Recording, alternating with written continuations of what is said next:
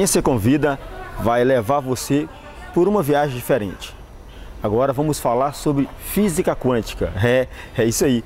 Bom, quando você vai à internet, pesquisa física quântica, aparecem muitas pessoas falando sobre física quântica. Mas o que é física quântica? Na verdade, quando você pega a ideia de física, vamos pensar como pensava primeiro Aristóteles, como pensava Galileu e Isaac Newton. Até hoje sempre falamos da física clássica, mas o que é física clássica? A física clássica é a física que estuda os corpos macroscópicos. O que é um corpo macroscópico? Baixa comigo aqui. Quando você pega aqui, por exemplo, observe, uma pedra, ok? Você tem o quê? Ele é um corpo que você consegue ver a olho nu. Bom, o que a física clássica estuda?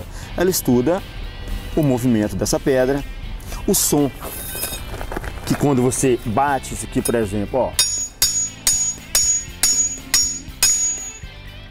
é o estudo, essa transformação da energia mecânica em energia sonora. O ato de pegar no martelo, pegar aqui ou pegar mais aqui atrás, ó, ela também estuda isso, tem a ver com alavanca, ponto de apoio e a distância. Mas o que aconteceu? Até mais ou menos 1870, não é, começou a ter uma revolução nesses estudos. Por exemplo, a física clássica explica essa parte que eu acabei de mostrar a você.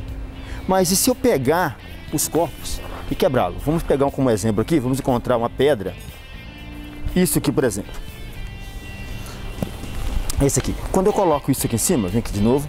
Olha, se eu quebrar, você tem uma parte menor. Se eu quebrar mais uma vez, menor ainda, não é isso? Se eu quebrar mais vezes, vai só diminuindo, tá vendo? Olha, quanto mais eu bato, menor ele fica. Vai chegar uma hora que eu vou bater, olha, vai ter um grãozinho tão pequeno que você basicamente não consegue ver. Mas esse grão que está aqui, ele é feito da mesma coisa que compõe isso aqui. É parecido como se você vê a parede, olha.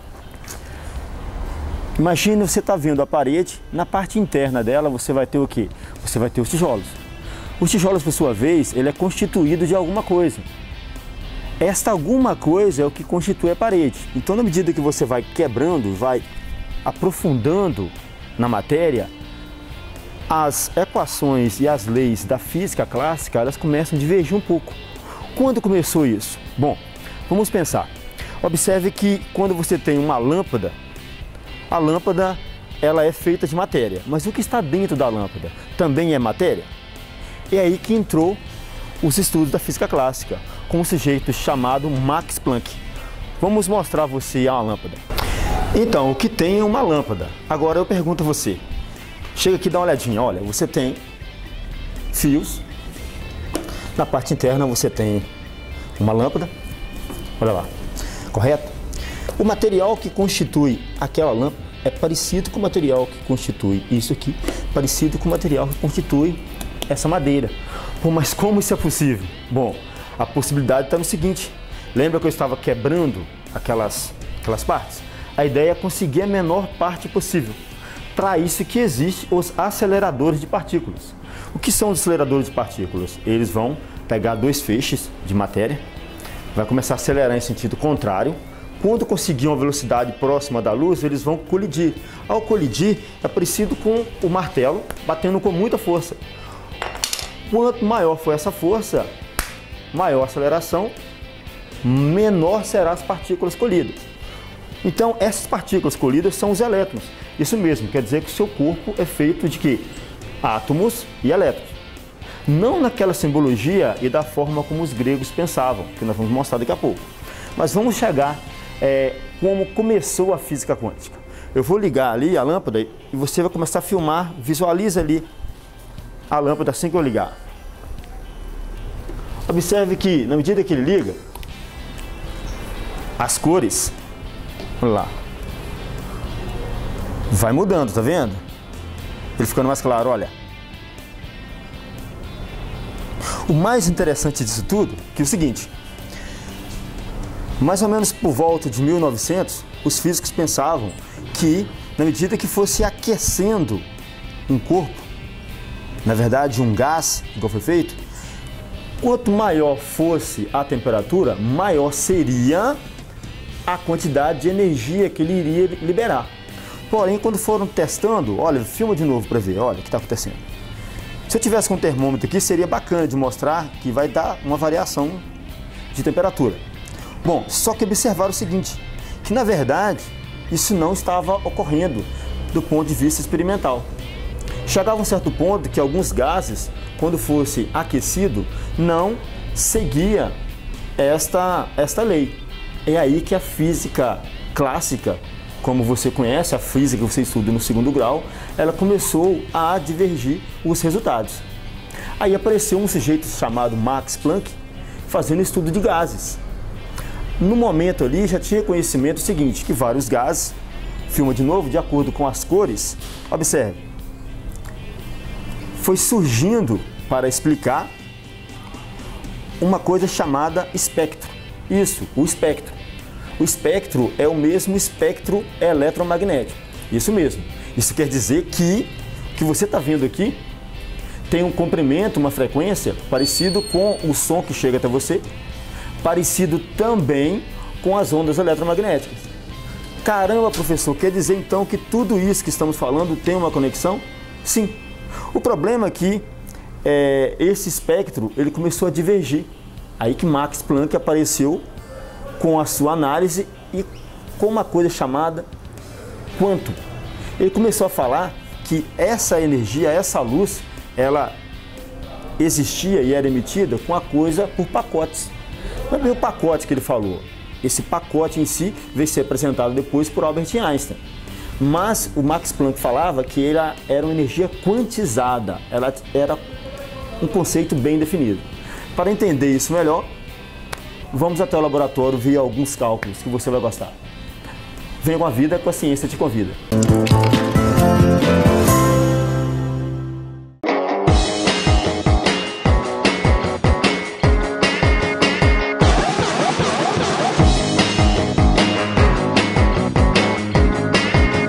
Doctum TV, online 24 horas.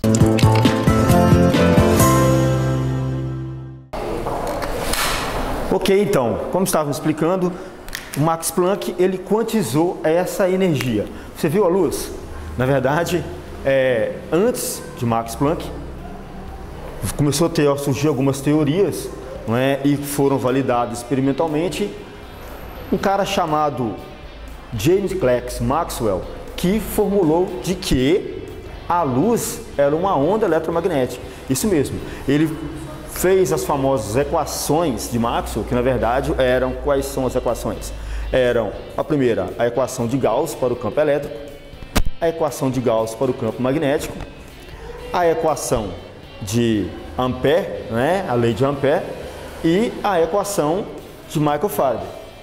Bom, você já viu essas equações aqui no programa, mostrando a questão da geração de energia elétrica, a questão do campo eletromagnético. Por que eu estou falando de eletromagnetismo? Porque quando fala de eletromagnetismo, como que essa onda está chegando até você? É uma onda, não é isso? Opa, então dá para você ter uma noção. Deixa eu pegar aquela onda fácil aqui agora, ó. Tá vendo a diferença? Agora eu vou pegar isso aqui, vou deixar menor ainda. Agora, bem menor. Olha que interessante. Bom, aí que mostra o seguinte, o que acontece com as cores? As cores que você vê, ela é a luz. Luz é o quê? Uma onda eletromagnética. Mas aí que entrou agora Max Planck. Essa onda eletromagnética, na medida que iria aquecendo esse gás dentro de um tubo, as cores que ele iria jogando, não é, que estava representado por raias, que vamos depois mostrar um desenho bacaninha, só nessa partezinha aqui é como se fosse a luz visível, que é parecida àquela que você vê no arco-íris. Joga uma figura de um arco-íris aí, então. Bom, o que o Planck fez? Ele observou que, na medida que iria aquecendo, não estava comportando de acordo com as teorias da física clássica. Ele foi e colocou uma outra coisa interessante, que é chamado essa equação, que é HV. Esse negocinho esquisito aqui, parecendo com um gama, na verdade, é a frequência que hoje você conhece. O que ele falava então? Max Planck falava que a energia tem uma relação com a frequência, quanto maior a frequência, maior a energia. Essa aqui é a constante de Planck, que ele colocou para explicar o comportamento do gás e o aumento da temperatura. Tá, ok, mas como que isso entra no seu dia a dia? Vamos pensar o seguinte, como mostrou a lâmpada fluorescente, por que a lâmpada fluorescente ela é mais econômica? Nós vamos mostrar daqui a pouco. Agora, isso tem a ver com o quê? Isso aqui tem a ver com a lâmpada fluorescente, que é a quantização, que vem então a parte do quanto. Uma das primeiras vezes que começou a existir. O que quer dizer o quanto? Quer dizer que esta energia que foi mostrada, a energia que tem a ver com a frequência, ela é quantizada. Tem como você colocar uma quantidade, muito ou pouco, dependendo da frequência. Ok, então aí foi o grande passo. Mas aí começou uma outra análise. Vamos pensar comigo. Como você está para baixo, a força da gravidade te segura. Agora, por que você não atravessa o solo? Simples, porque o elétron do seu tênis, ele repele os elétrons que existem no solo. Professor, qual a relação então desse quanto que tem a ver com essas ondas com o elétron? Vamos fazer um desenho aqui para você entender. Os gregos pensavam que o átomo era algo bem sólido, a menor parte da matéria. Depois veio outros cientistas, deu uma teoria chamada pudim de passas, não é? Então você tinha uma espécie de pudim, aqui algumas passas, que eram as cargas. Depois veio Ernest Rutherford e fez isso. Ele deu um modelo, colocou os elétrons aqui, observou o seguinte, isso aqui são os elétrons que está orbitando o núcleo, aqui você tem o próton, aqui você tem o nêutron. Esse elétron aqui de um átomo, imagine que isso aqui seja a parte do seu tênis. E o que eu vou desenhar abaixo agora seja o piso. No piso também você vai ter átomo, que também terá na eletrosfera, olha o nome, eletrosfera, terá elétron. Você tem elétron aqui e elétron aqui. Observe, lembra no segundo grau, cargas iguais se repelem. Então por isso, na verdade, eu não estou encostando. Muito louco isso, né? É como se eu estivesse flutuando aqui por cima do piso. Isso na questão microscópica. O que vem a ser microscópico? Pega a trena e vai subdividindo. É uma coisa bem pequenininha. Ok, professor, mas então a relação desses elétrons com esse átomo, com essa equação e essa onda, é aí que é interessante. Porque começou a surgir uma teoria levando a física quântica. O elétron, ele é partícula ou o elétron é uma onda? É aí que vem. Depende. O elétron, ele pode ser uma partícula e pode ser uma onda. Se você faz um experimento para detectar uma onda, ele se comporta como uma onda. Se você faz um experimento para detectá-lo como partícula, ele se comporta como partícula. Bom, mas qual a implicação disso para o dia a dia e como que hoje várias pessoas do lado espiritual, até mesmo do lado do coach profissional, têm utilizado essas deduções da física quântica para aplicar nos seus conhecimentos? É isso que você vai aprender ao longo dessa série. É isso aí, vem com a vida que a ciência te convida.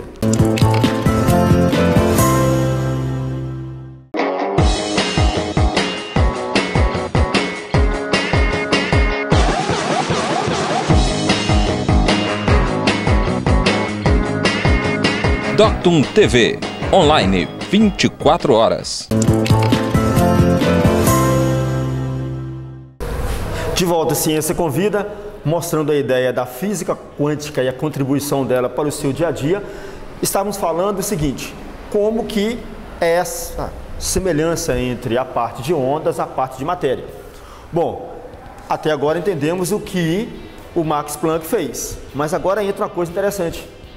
Para contribuir com isso e também entrar na parte da dualidade onda e partícula da matéria, que Albert Einstein colaborou trabalhando com as equações de Max Planck que ele trabalhou a quantização dessa energia. A parte de quanto e de fótons veio a partir de Albert Einstein. Mas como que isso entra no seu dia? Dá uma olhadinha aqui para ver. O que você tem aqui? Você vê no dia a dia o seguinte, você vê que quando você passa próximo a alguns postos e tal, você vê algo parecido com isso aqui. Isso é um relé fotoelétrico. Qual a função dele? A função desse relé fotoelétrico ele vai entender a luz, a incidência de radiação do Sol e vai cortar a energia elétrica, fazendo com que a luz do poste ela vai apagar. Ao anoitecer, o que ele faz? Não tem mais a emissão de elétrons, então o que vai acontecer? Ele vai fechar o circuito. Nossa, que difícil ficou agora. Vamos entender ele agora para ver. Na verdade é o seguinte, cara. Foi feito assim. Imagina uma situação parecida com essa. Claro que não é tão simples assim. Vamos explicar a grosso modo, tá ok? Imagine que isso aqui está lá dentro da fotocélula. Então você tem aqui elétrons passando de um lado para o outro, fazendo com que a lâmpada acenda, fechada lá, correto? Isso à noite. Quando é o dia, o que acontece? O Sol, ao surgir, ele lança as ondas eletromagnéticas, que no caso, entendendo como fótons, que são partículas, ela incide aqui, ó, nesses elétrons. Ao incidir, ele vai desviar, desviando, não tem mais a diferença potencial. Não tendo isso aqui, a lâmpada vai apagar. Nesse caso, você vai estar entendendo ela funcionando como uma partícula. Ok, mas e a relação com níveis de energia? A relação com nível de energia vem exatamente da lâmpada fluorescente. Lembra quando eu falei do modelo do átomo? Colaborando com essa situação, apareceu um sujeito que era o cara, chamado Niels Bohr. Niels Bohr, para explicar o quanto e explicar o sistema de energias e raias de espectro, o que ele fez? Ele sugeriu, pegou o átomo de hidrogênio e analisou camadas. Então, vamos lá, isso aqui é o núcleo, você tem a camada 1 e tem a camada, vamos apagar aqui, a camada 2. O que acontece quando você sobe a escada? Você vai gastar energia, você precisa receber energia para subir a escada. Quando você desce, você está sobrando energia, não é isso? É o que vai acontecer mais ou menos na lâmpada fluorescente. Olha que interessante.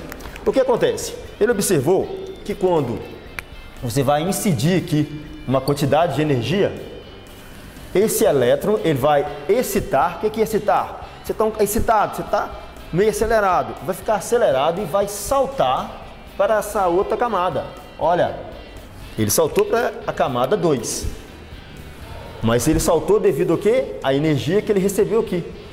Quando essa energia corta, esse átomo que está aqui, ele vai voltar para o equilíbrio, que é onde ele estava, que é o nível 1.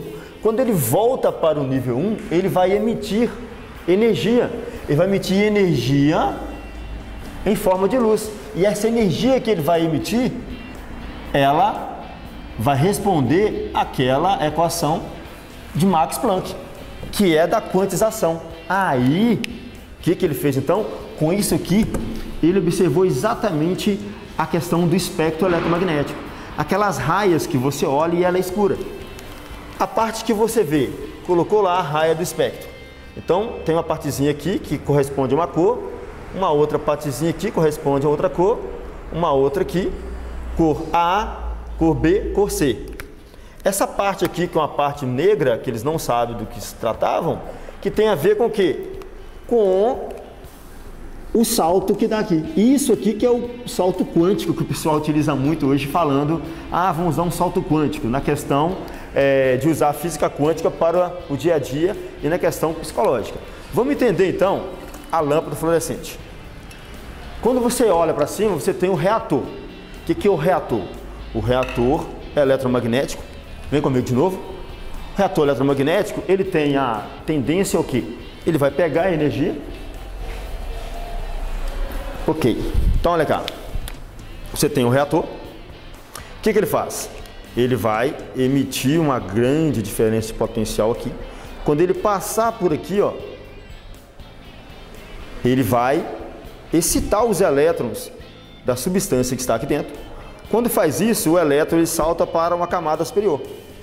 Depois que ele fez isso, o que acontece? Ele vai ter que voltar. Quando ele volta, ele vai emitir a luz, beleza? A radiação ultravioleta que está em cima. Professor, mas radiação ultravioleta? Sim, é porque a lâmpada fluorescente ela tem um pozinho branco aqui que serve para filtrar essa radiação.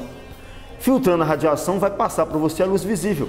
Então essa cor da luz que vai estar aparecendo vai depender o quê? Vai depender da frequência. Bom, parece complexo, né? Mas olha a quantidade de aplicação que fez para você no dia a dia. Na verdade, esse é o primeiro programa. Será uma série de programas falando sobre a física quântica até chegar ao limiar, onde o pessoal começa a contextualizar com a questão espiritual. Parece loucura, mas é isso aí. Física quântica, como dizia Niels Bohr, eu me sinto meio que tonto ao estudá-la. Vem com a vida que a ciência te convida.